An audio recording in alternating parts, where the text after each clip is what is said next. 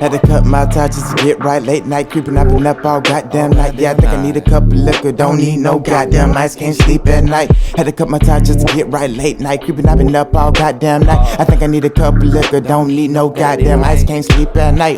Feeling like I don't give a fuck, I never gave a fuck, but you done gave up. You take a shot to chill, I send shots and kill. Anything I write down, my pen seal. Delivery never been an option. We don't fuck with ops, but you opt in. If she poking out, the night pop in. Yeah, I bang bang like I'm pop skin. You niggas.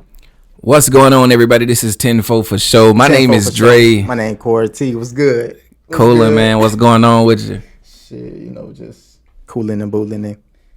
For sure. And we're going to get right into it. We already got the special guest. Yes, we do. Miss Bria. What's up, Bria? Hello. She's like, hello. What's happening? Hello. How's it going, guys? No, I'll just play. But yeah, Bria is our special guest for the day. We gonna, like he said, get right into it.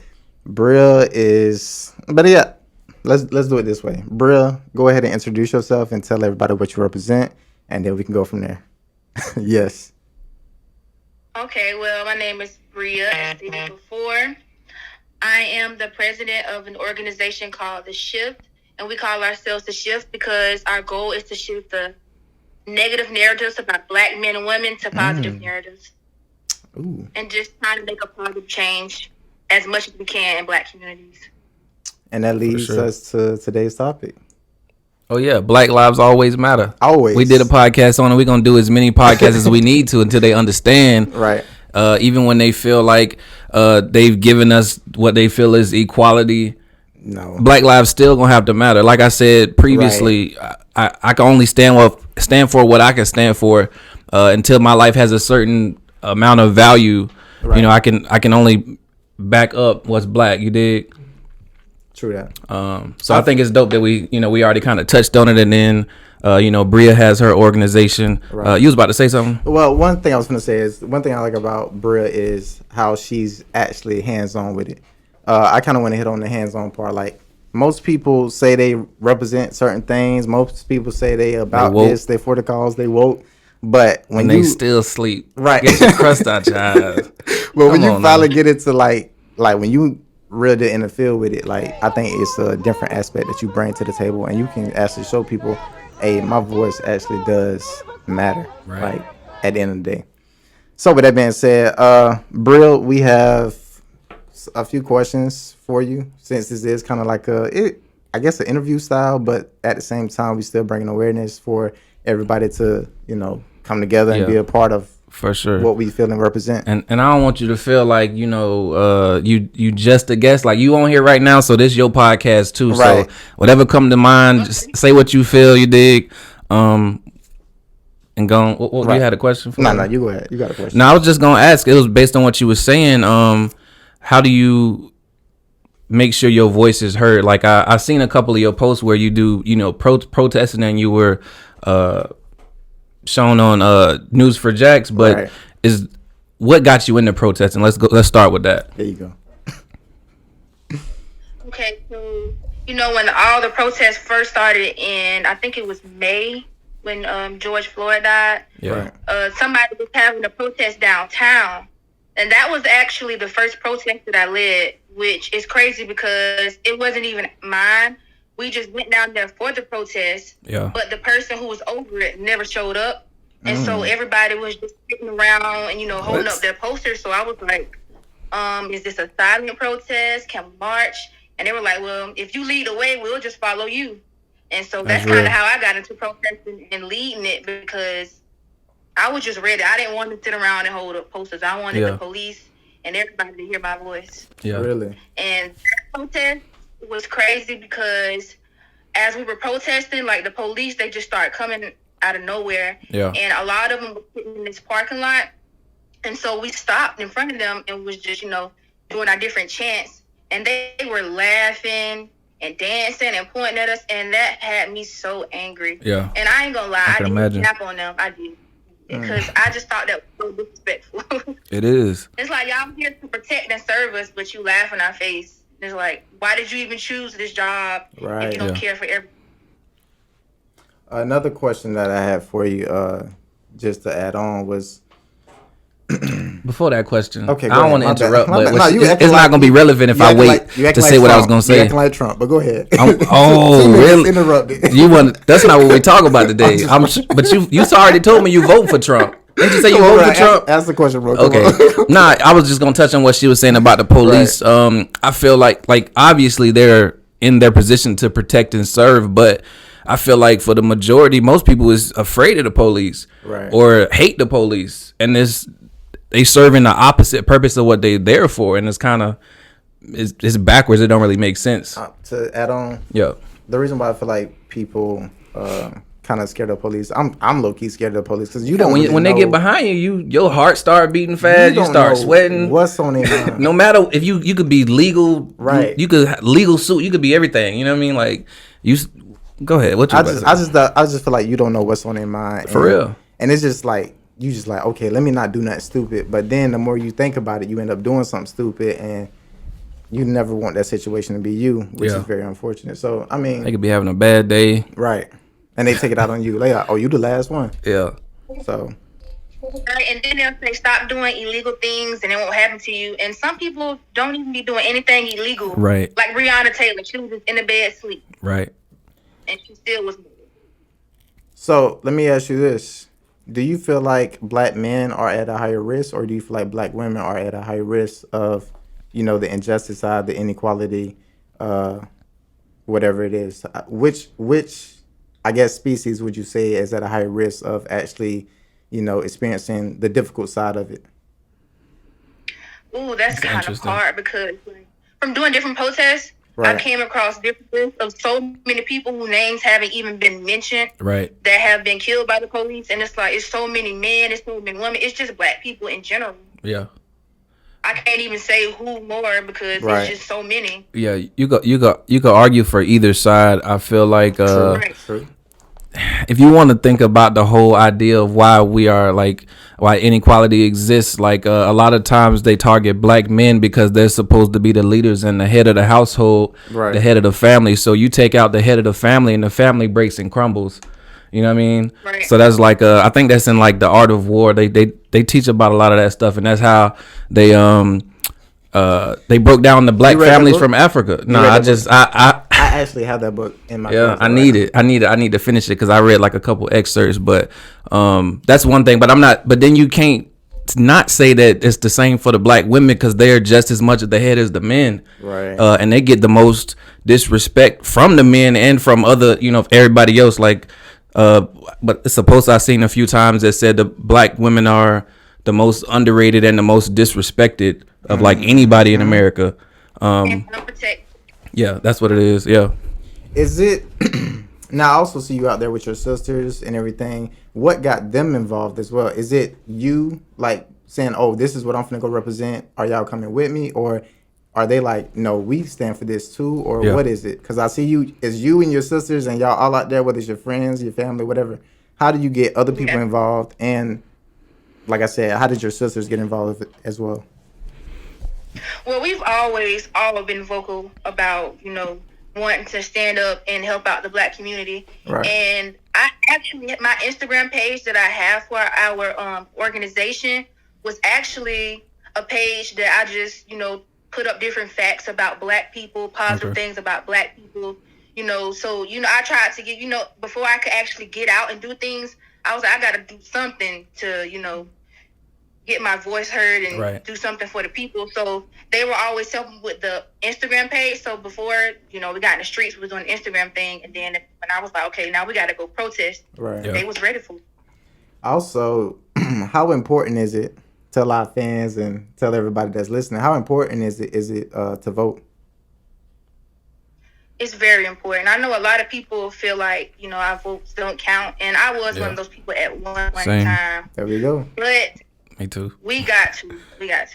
Yeah. Because, people complain about the president, but then you're not going out there trying to make a change. You're not going out there trying to vote. Right. And it's not even just about voting for the president. What's the most important is vote local. Yeah. And then like voting. Because it's like you got to get these people in your neighborhood that actually care about you. All right. What you about to keep say? it home. I was gonna say also like they put so much emphasis on voting on for the president, but like I mean, I guess you hear about when they voting for the people that's in Congress who actually pass a lot of the bills and write all of the laws and stuff. Like, I don't think I've ever like really voted for anybody like in Congress or in that type of like the Senate, and you know what I mean? Right. Like, only thing I ever voted for was the president, like, because they don't put as much emphasis on it when the president doesn't have as much power as like Congress as a whole, if I'm not mistaken. But you're right. Yeah, They like, don't. They're just the face of what's being represented. Also, bro, have you ever thought about starting a nonprofit organization to give back further than just the protests to the community and whatever else? Go for it. I actually did. I have like a notebook. I have a name and everything. I just haven't came out with it yet because it's like I want to get everything down perfect before I come out with it. Like, this is something I've been planning for my organization, the nonprofit organization. I've been planning this for years, but you know. And it's only right. Oh no, go ahead. It's perfect before coming out with it, and I don't want to look crazy and can get out here and not know what I'm doing. There's so much behind putting it together and stuff. Right. The reason why I ask is because a person like you in the position that you are in, and the fact that you lead marches, and the fact that you out, like I say, in the streets and actually protesting, that does kind of open the door and leads to what is a nonprofit organization to help others and they help give back to the community. So that's how I came up with that. And I just feel like it would be a great thing for you because you, like you said, you already ahead of the game. You already got notepads and you ready to go. But it's just be like you getting ahead of the game and, being able to keep expressing, what you represent and how you feel about certain things. That's what's up. So I'm interested to hear. I don't want you to like spill the beans or say too much if you don't want to say. But like, what exactly like is the nonprofit organization? Like, is it? I know it's not just like protesting. What does it entail? Whatever is it going to consist of? Yeah, what does it consist of? Pretty much. Yeah. Different things. I want to have different classes to educate people on certain things like laws, because it's a lot of stuff that I don't know myself, and so I know that a lot of other people don't know it because we don't really care to know it. But at this time, it's like at this point we gotta learn things, because I feel like another reason why we have so much trouble with the law is because people don't know their basic laws and what they can and cannot do. So I want to have different classes to educate people, different events to bring people together. The kids, staying in the hood, they don't really get that many things, and it's like I want to help out, have back to school events, different things like that, just something positive. I want to be active in the Black community as much as I can in every way possible. That's what's up. Interesting. Wow. No, that's real though. That's real. And that's something we need as well. Because like you were saying, like having a class to teach us about laws, like you only gonna get that if you go take a criminology class or read books about it. Like or if you when you would think that's something that's already instilled into a curriculum, like that you should already know. Like it only makes sense if you have to live by these laws. You would think they teach it to you. Like they force you to learn chemistry, whether you want to be a chemist or not. They said you in America, you should be forced to learn the laws, at least not forced. That don't even make sense, but you know what I'm saying. Like, so that's dope. We need those type of resources and type of groups to reach out to other people and make sure that we all together on the same page and moving forward. One thing you just mentioned was resources. Most people, and especially African Americans, I feel like we lack the knowledge behind gaining a resource. We're so focused about getting rich, getting money, getting this and that. But really, it comes down to what resources do you have? What resources do you have to give back? What resources do you have to make another resource type thing? So if you can, create that resource for X, Y, and Z, Ray Ray and Pookie and them over there. Like, if you can create that resource for them, do it and make sure, they understand how to continue to keep it growing. It's because the money is gonna come with that. I shared a post on my Instagram earlier. It was from Wallow, and he was saying that people so focused on getting money when really you should be focused on your relationships. Right. And that's kind of what an organization like that would do, is bring people together and build relationships and help people network, and just kind of overall empower the community. And then it can spread in other things, and that's money gonna come with it. Like if you standing for something, you working on something and putting your time into something, it's gonna bring money, which is, again, it's not even a goal, but that's most people focus in the first place. One thing I wanted to say, I know you said George Floyd was the first basically protest that you went to, and then the leader of the protest didn't show up. But what made you go out to the George Floyd situation or protest without even knowing who he was? Like, what really got you out there? What was like, no, this is enough? Well, honestly, just because I'm a black queen, I feel like at any point I always got to protect the black kings and other black queens as well. No matter whether I know you or not, we got to stick with each other. Yeah. Right. That's another thing that I want to try to do, is help break the discord that we have in black communities, because it's like y'all said earlier, the men and the women be going against each other. Yeah. We got the light skin versus dark skin, Right. young versus old. It's too much Right. tension. So I feel like that's another thing I want to help with, trying to break that tension down, Right. and get us to come together as one, because we are so much stronger when we're together. For sure. And they feel that. They know that. And on top of that, I feel like this 13% that they keep throwing around, are we 13% of the population? I think that's a lie, because Me too. I've always thought that. because I think they push having African Americans go out and vote so much. It kind of, I guess it's kind of like the people that's pushing us is the people that look like us.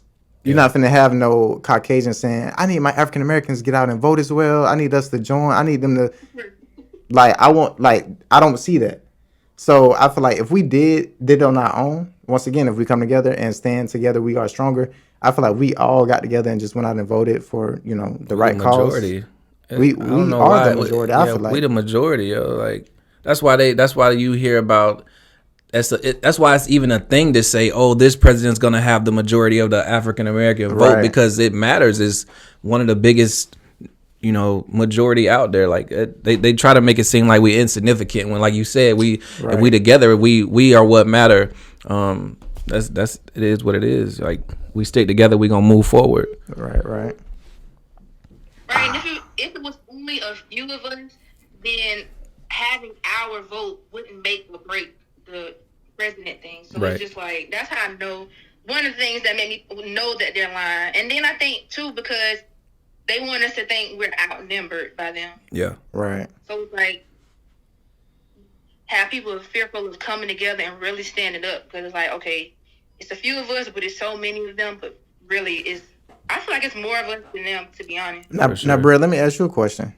Where do you feel like the disconnect comes from in regards to us not coming together, in a sense? To be honest, I feel like it stemmed from white people during slavery. Exactly.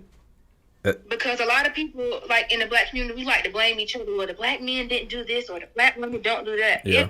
That is not how it happened. It came from them, like when during slavery, the dark skins were outside and they had the light skins inside. So I think that's the reason we have the light skin, dark skin discord. Exactly. And then, I think it's the Jim Crow laws. I can't. Yeah. believe Yes, it is. No. It's the Willie Lynch letter. It's the what? Lynch letter. The Willie Lynch letter. Okay. He wrote the Lynch law. So he basically, in his letter, I don't know if you guys read it or not, just said different ways you can control black people for the next 300 to 500 years. Yeah. So I truly believe it stems from that. Yeah. And Like, we're not slaves anymore, but they figured out a different way to keep us slaves mentally, but not physically. Which I feel like mentally is kind of worse, because it's like people don't even realize it. So yeah. Right. It's harder to get out of something that you can't even realize and understand. And then when you do realize and understand it, then it's kind of too late, and you trying to really pressure down and teach the next generation, and they going through the same thing. It's a revolving door, basically. Yeah. So yeah, the what you were talking about, the Willie Lynch laws, I think that might have been more so what I was referring to. The Art of War, that's something different. But it's similar, about how to break up the family, like by attacking the head first, because it doesn't have anyone else to lead. And I'm sure somewhere in there has something to do with if they not able to unite and you putting them against each other, then they making the fight twice as easy for themselves. Mm-hmm. If you fighting each other and not against them and realizing who the real enemy is, then their job is halfway done. I like to also play devil's advocate, Bria. So check this out. When people say, okay, you support Black Lives Matter, you support this, that, and other. Well, what about black on black crime? What is your response to people who say, what about black on black crime? I really, really hate when people say I hate it too. But like I said, I'm playing devil's advocate, but go ahead. What proximity is. If you go to Mexico, who do you think is killing more Mexicans? Other Mexicans. Right. It's the area that you're in. And two black people aren't killing black people because they're black. Thank you. Oh, go ahead. Go ahead, my bad. Because they're black. It's numerous different reasons why black people kill other black people. And then it's just like black on black crime is just one thing that we're trying to fight against. I mean, one thing that is in the thing. So it's like you got black on black crime and death, but we're not just talking about the innocent people that are dying. We're also talking about the corrupt police, right? The corrupt school system. Like, y'all killing us is just one part of the many things that y'all are doing. And then another thing with people saying black on black crime, the average black person is not going around killing people. Right. I feel like, especially in Jackson, that's like gang related for the most part. So you can't compare people who are in gangs to regular day-to-day law-abiding citizens. And I feel like that's what they do. They look at these two groups of people over here that are in gangs and then just make everybody else look bad. Right. So it's just like, but for the main part, black people are not killing other black people because we're black. Yeah. You said it best. Yeah. You said it best. That's a good point. Another thing with, you asked me a while ago, like, why does the idea of black on black crime exist? Because you've never heard somebody say, oh, that was white on white crime and we need to stop it. I feel like it's because it's something that's glorified in a sense. When you look at the news, the media, and it's someone who commits a crime, 9.99 times out of 10, it's a black person they're going to show. They're going to post his face and they're going to say thug or deadbeat or something. Ex-con committed this crime and so. No matter whatever else he did, that's all you're going to see. Now, sometimes it's the opposite if it's a white person. I'm not saying this every single time, but they won't even post they pictures sometimes. I got a stat for you. Yeah. 1 in 3 people feel like the news is fake and they don't even listen to the news. It has become to the point where people come on. It's controlled. Right. They come online and they can create their own news, because if I can get you to believe in what I believe in, I don't need the facts from the news. I just want you gonna believe what I say. So what you believe is like now your true facts, and that's what you go off of. So the media plays a big part in the whole systemic racism, the whole why people feel like they better than other people. It's to me, it's all surrounded by the social media and the media aspect of everything. For sure. So yeah. I can't think of the exact quote, but Malcolm X said something about the media. It was something like, "We don't trust the media to put positive images out there about black men and women." It was something like, I can't remember the exact quote, and it's something he said like 50 years ago, and it still goes on today. Right. For sure. No, that hit the nail on the head for sure. Mm-hmm. Well, bruh, is there anything else you want to add on before we close out? Before we get right?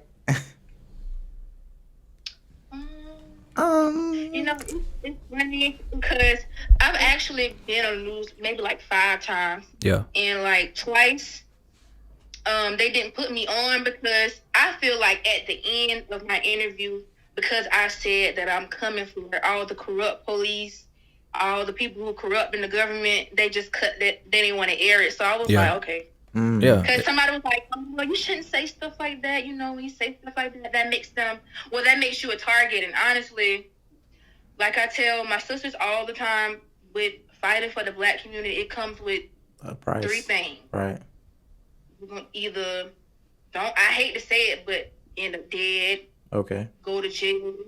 Or I feel like sometimes they be drugging people too.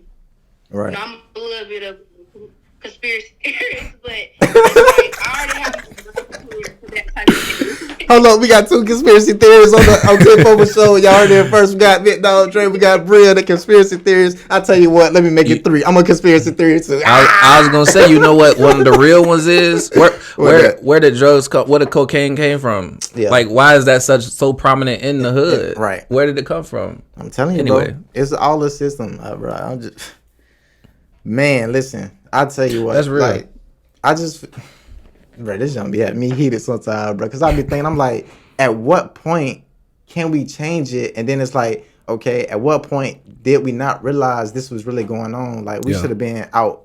I'm talking about in the forefront, trying to, y'all not finna do us like this. But it was like, dang, bro. We kind of slipped up, and then we tried to get back right, and now we trying to fight and get back right. It just, it's tough. That's all I'm gonna say. It's tough, but yeah, that's all I got for you, man. That's all I got. Yeah, we're gonna do a whole podcast on conspiracies because it's a lot of them, you know. Right. What I mean? But when is the next protest? Or is it like is it just kind of happens when it happens, or like are they scheduled type thing? We actually got a plan. Another one because we just did one recently. Mm-hmm. So we got to plan our next one, trying to figure out a location. Okay. Also. Sorry. Also, do y'all have like meetings and all that stuff as well? Like, how does that work? Oh yeah, everybody in the organization, we meet every Thursday night. Okay. What do y'all discuss in these and meetings? Just go over protests. Okay. We go over protests, what happened at the protests, what can we change for the next protest, because some of these protests, they get a little crazy. You know, you have people stopping, getting out their cars, yelling and cursing at us. Yeah. I forgot this part, we had 2 black men at our very last protest who were against us and was saying all lives matter. So it just get crazy. So stuff like that. And just going over what our next goal is.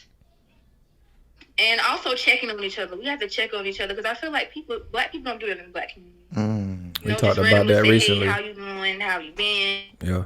You know, really trying to, help people out. And the stigma comes from one bad encounterment, I feel like. Because say if I speak to somebody, just like you was explaining your story about how to do, you was just looking at the shoes and he like, what you looking at type thing. Not saying that was the whole situation. Right. But I feel like the encounterment behind it make you kind of hesitant to speak. It make you kind of like, am I even, you know what I'm saying? Not allowed to, but do I really want to have that backlash if they don't speak back? You kind of, it's like a fear thing in a sense. But we shouldn't live in fear. And we also should, like you said, come together, speak, grin, smile. What's up, bro? How you been? Everything good? Check up on our people. Yeah, I feel like that's important to have.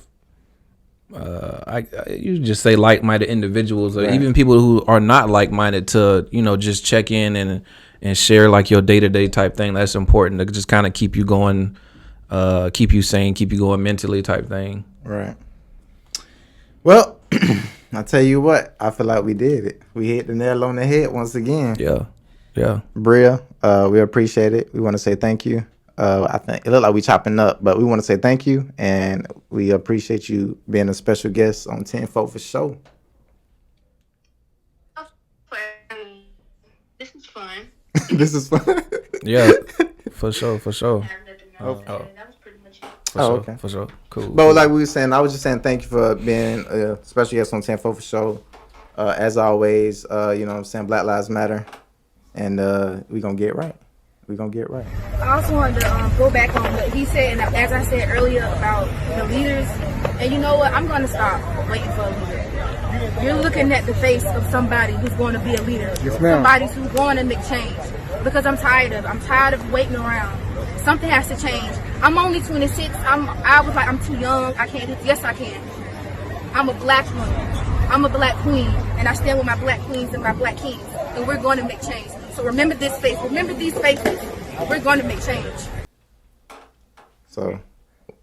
And thank y'all for having me. For sure. Thank you for coming. Thank you for coming. Thank you for coming. You sound country. For sure. I'm on your. All right, bro. We gone. Bye. All right. Peace out. Yes, sir. This is 10-4 for sure all day, every day. Ain't no thing but a chicken wing. Don't forget the leftovers. We're going to keep y'all posted when the next protest is coming up in Jacksonville. Let me give a shout out to my sister for messing up the recording, for calling me on Facebook. For calling in the middle.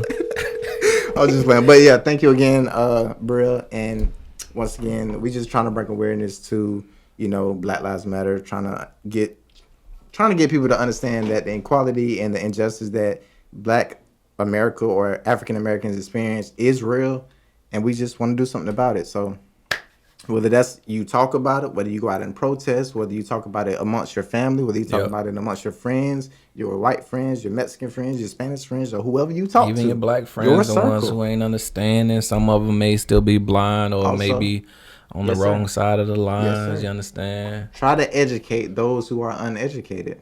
Don't educate yourself. Be open-minded. Be open-minded. Open-minded. Remove the bias. Just, bro, we can come together. We can do this, man. We can do this, man. For sure. Damn, dog. Anyways, but yeah, 10-4 for sure. My name Corey T. Big dog Dre, you already know. All day, every day. Stay strong, stay black, all that. You did. Oh, also, I want to give a shout out to all my all our subscribers. We went up in the food chain a little bit. Moving up. And we're moving on up. We also got what we got coming? Talk to me. Some paraphernalia, some merchandise.